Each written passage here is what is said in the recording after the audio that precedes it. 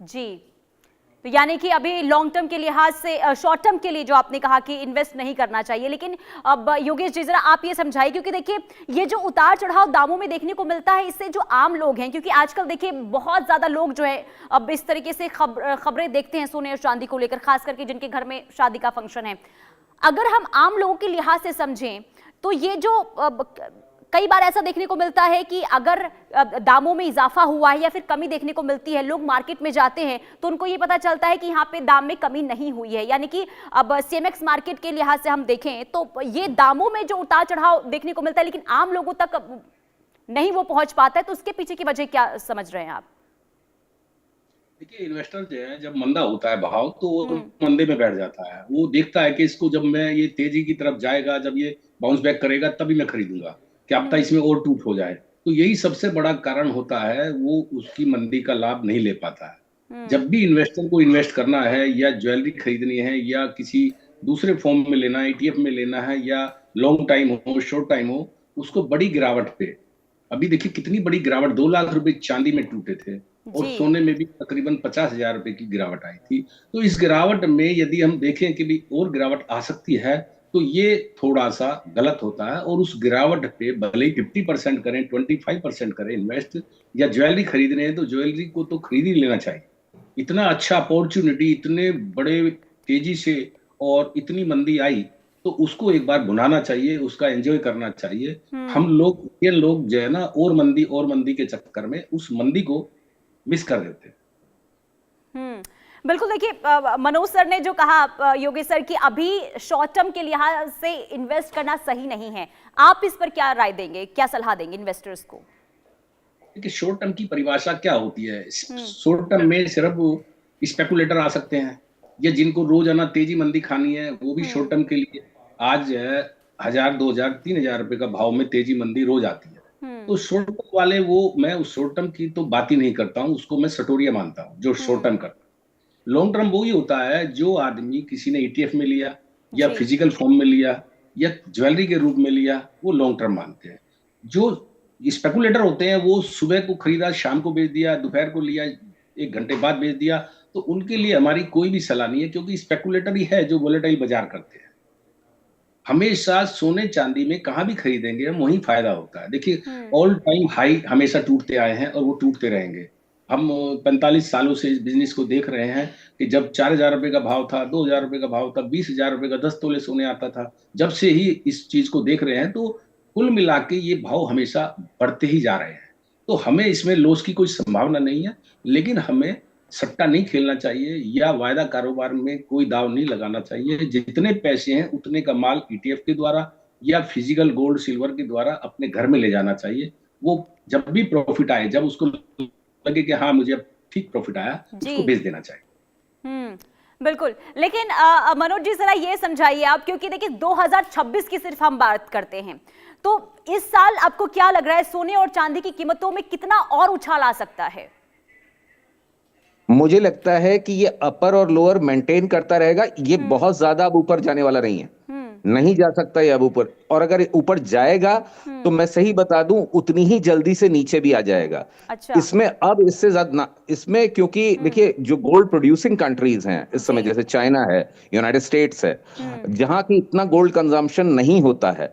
और अभी तक जो सिल्वर में कहा जा रहा था, क्योंकि चाइना में कंजम्पशन भी ज्यादा है, गोल्ड में तो उतना नहीं है, लेकिन गोल्ड प्रोड्यूसिंग में वो काफी आगे हैं। तो मुझे नहीं लगता कि इसमें बहुत ज्यादा कोई उछाल आने की कोई, अनटिल वर्ल्ड में कोई नई, जैसे यूक्रेन वॉर हो गई थी, इसी तरह की कोई वॉर आने लगे तो उसकी वो अगर आशंका आएगी तब जरूर आ सकता है। लेकिन 90% चांसेस ये हैं कि अगर, वैसे तो उछाल आना नहीं है, अगर आ जाएगा तो उतनी ही तेजी से उसी के हफ्ते भर बाद या महीने भर बाद फिर नीचे आ जाएगा।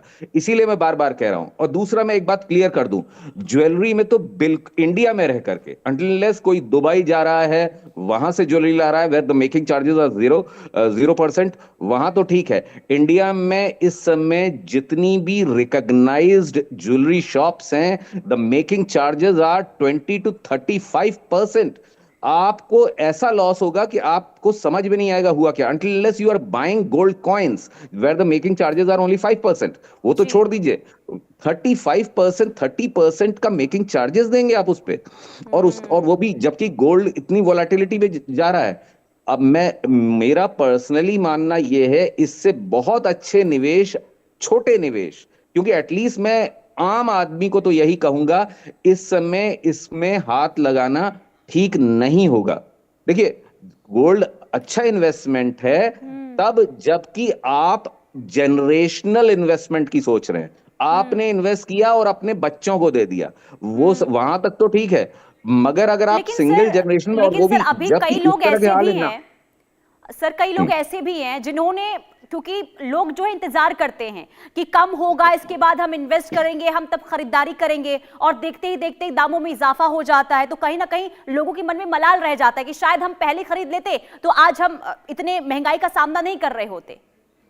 और मैं अभी आपको बताऊं, जब सिल्वर, अभी आपने सही बात बोली, जानते हैं इवन जो ईटीएफ्स हैं, ईटीएफ्स में भी जो कंपनीज हैं, जो म्यूचुअल फंड कंपनीज हैं, वो जो प्रॉफिट मार्जिन उन्हें देना चाहिए, जो वोलेटिलिटी का फायदा कंज्यूमर को मिलना चाहिए, वो ट्रांसलेट नहीं हो रहा है।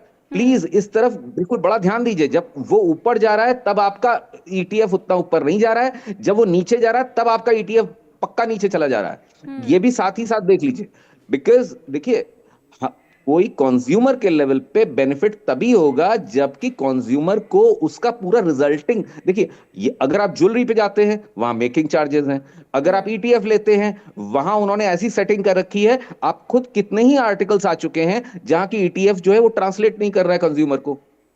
जी, तो ये भी उतना ही, मतलब one should trade with caution, मैं तो इतना ही बोलूंगा। ठीक है, लेकिन अब योगेश सर जरा आप ये समझाइए, क्योंकि देखिए मनु सर तो ये कह रहे हैं कि अभी थोड़ा संभल कर, रुक कर इंतजार करना चाहिए, लेकिन कई बार ये देखा गया, जो मैंने सवाल मनु सर से भी पूछा था, कि कहीं ना कहीं लोगों के मन में अब मलाल रह जाता है कि शायद हम पहले इन्वेस्ट कर लेते तो शायद आज शादी है हमारे घर में तो इतने महंगाई का सामना हमें नहीं करना पड़ता। तो उन लोगों के लिए आप क्या कहना चाहेंगे कि अभी रुक जाना चाहिए या फिर अभी इन्वेस्ट कर लीजिए, क्योंकि हो सकता है कि आगे दामों में और इजाफा हो? देखिए, जो फोमो बोलते हैं इसको, फियर ऑफ मिसिंग आउट, जो लोग चूक गए थे उनके लिए बहुत ही गोल्डन चांस था ये, जो मंदी आई थी, जो टूट आई थी, बहुत ही गोल्डन चांस था। कभी भी भागा दौड़ी में या दूसरे को देख के इन्वेस्टमेंट नहीं करनी चाहिए, अपने किसी वित्तीय सलाहकार से सलाह लेके करनी चाहिए। वैसे तो पूरी पब्लिक ही वित्तीय सलाहकार है, उनको ये देखना चाहिए कि अभी चांदी और सोने में जिसमें भी उसको इन्वेस्टमेंट करना है वो कितना करना है, उसके अनुसार ही। अभी देखिए 2 लाख रुपए चांदी में गिरावट आई, क्या कोई ये एक मंद बुद्धि का व्यक्ति भी ये नहीं सोच सकता कि हाँ ये बहुत बड़ी गिरावट है, रुपए में अठन्नी रह गई है, तो यहाँ पर एक बार हमें बाइंग करनी चाहिए। सोने में भी 1,93,000 रुपए सोना बिका और 1,37,000 रुपए नीचे में लगा, तो यहाँ पर भी बड़ी गिरावट थी, यहाँ बाइंग करनी चाहिए और उसको लेके बैठ जाना चाहिए। उसके बाद भी यदि कोई गिरावट और भी आती है तो वहां बाइंग करनी चाहिए, हमें डरना नहीं चाहिए, क्योंकि सोना चांदी है ये एक ऐसी चीज है जो कि कभी भी जीरो नहीं होगी। ये क्रूड ऑयल नहीं है जो 150 बिकने के बाद में -25 बिकेगा। ये हमेशा ये एक करेंसी की तरह से इसको देखना चाहिए। महंगाई भी इससे कंट्रोल होती है, इन्फ्लेशन भी इसी में आता है, तो इसको हमेशा ये टारगेट रखना चाहिए कि हमें जो भी बड़ी गिरावट आती है वहां हमें बाइंग करनी है बिना किसी डर, तभी जाकर के हमारा इन्वेस्टमेंट सफल होता है।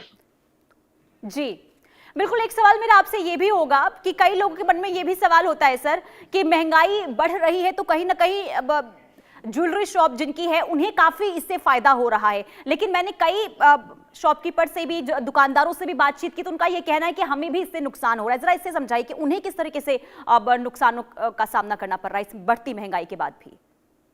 देखिए क्या है, आज शेयर की वैल्यू है, आपने 100 रुपए का शेयर खरीदा और 200 का हो गया, बाद में वो 100 रुपए का रह गया, 125 रुपए का रह गया, तो उसकी वैल्यू सिर्फ उस टाइम के लिए कागजों में बढ़ी और घटी।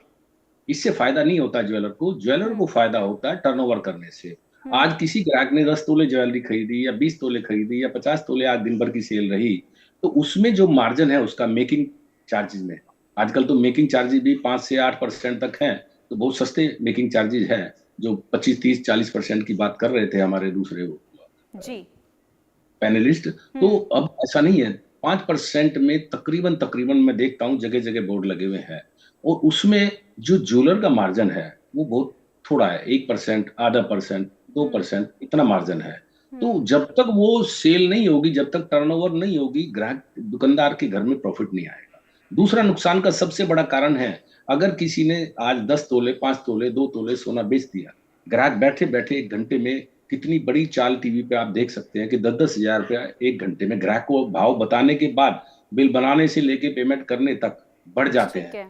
तो वो उसके बाद ही जब ये चैप्टर क्लोज हो जाता है, जब उसकी डील पूरी हो जाती है, तभी वो सोना खरीदता है। आज की नौबत ऐसी आ गई है कि उसको उसमें भी सट्टा करना पड़ रहा है, उसमें भी मतलब उसको अभी भाव बुक करिए, कितना तोला लेना है बताइए ग्राहक से, फिर मैं लूंगा तब आपका भाव बुक होगा। तो ये इस तरह की चीजें जो आ गई हैं, पहले ग्राहक को अटेंड नहीं करती, ग्राहक को पहले नहीं समझ में आता था, भाव बताया पूरा दिन चलता रहता था भाव, अगर बहुत बड़ी गिरावट आई या तेजी आई तभी भाव चेंज होता था। अब तो ग्राहक को सांस लेता है तो कुछ भाव बताते हैं और साथ छोड़ता है तो कुछ भाव बताते हैं, तो इससे ज्वेलर को नुकसान हो रहा है। एक तो उसकी सेल खत्म हो गई, बुलियन में चली गई, दूसरा जो भी उसने सेल की है वो भाव पकड़ नहीं पाया, उसको हैज नहीं कर पाया, तो ये नुकसान है।